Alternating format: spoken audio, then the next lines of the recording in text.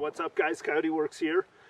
Well, I wanted to talk to you about what I think is probably one of the easiest ways to mount and carry spare fuel on a Jeep JK.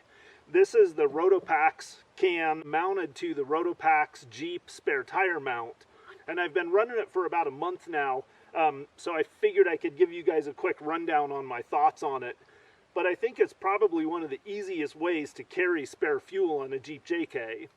There's several different sizes of Rotopax fuel packs. This particular one that I run, they call it a 3-gallon can. I fit about 3.2 gallons in it, which for me in the Jeep JKU gives me somewhere between 40 and 52 miles or so of extra fuel, which is just enough to extend my range to the point where it works for most of the trips that I do.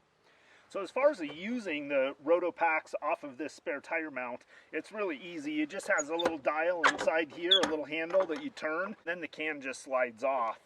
So it's really easy to mount and unmount the can itself, and then you just tighten it down to whatever level that you want to. I usually just tighten it down until it's not easy to move, and it doesn't rattle or anything. It works out really well.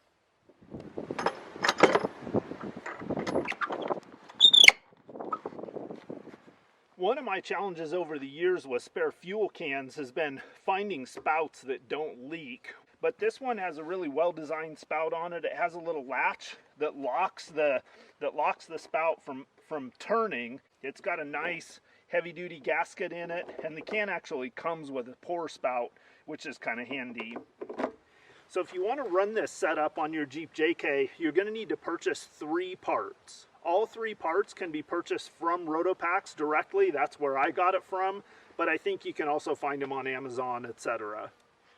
You'll need to purchase the Rotopax spare tire mount, which is this piece right here, which actually comes in 2 pieces, and it's the piece that mounts between your spare tire and your spare tire carrier on your Jeep. You'll also need to purchase the locking mechanism or the locking handle.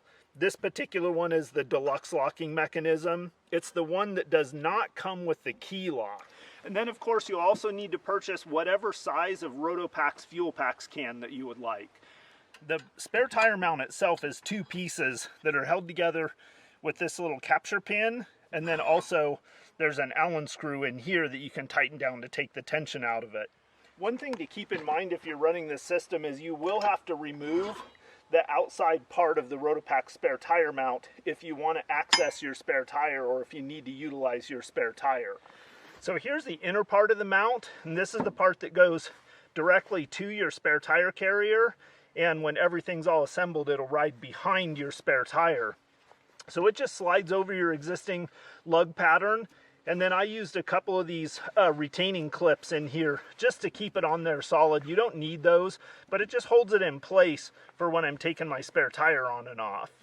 So it's super easy to put this system in place. You just put this bracket on your spare tire on top of the lug nuts, put a couple of these retaining clips on there, set your spare tire on, and then you'll assemble the other couple of pieces of the mount.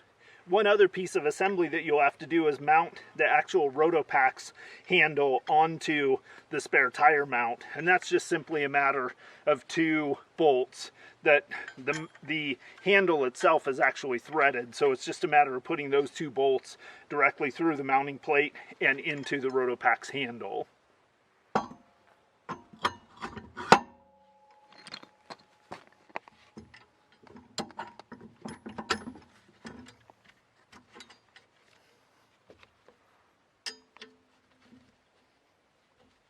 So one thing you should know is if you're running a factory or only slightly oversized tire on a factory rim, this will make your Rotopax can stand off a little bit from your spare tire.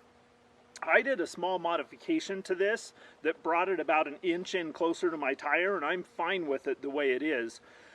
But one thing to know too is that if you're running, the factory rim has about 5.5 inches of backspace or somewhere around there. If you're running an aftermarket rim with like 4.5 inches of backspace and a slightly wider tire, then you're not going to have this gap here. So that's it. That's the Rotopax spare tire mount for a Jeep JK, and as far as I can tell, that's one of the easiest ways to carry extra fuel on a Jeep JK. So for me, this is just a perfect way. I don't have to have this on here all the time. I can pop the second half of the mount and the Rotopax can itself off of here if I don't want to have an extra fuel can on the back or risk it getting stolen. So for me, this is a good way to go. So I hope you guys enjoyed that quick overview of the Rotopax spare tire mount for the Rotopax fuel cans. Hit me up with any comments. Please do, if you like my content, take the time to subscribe to my channel, and I'll hit you guys on the next one. Coyote Works, out.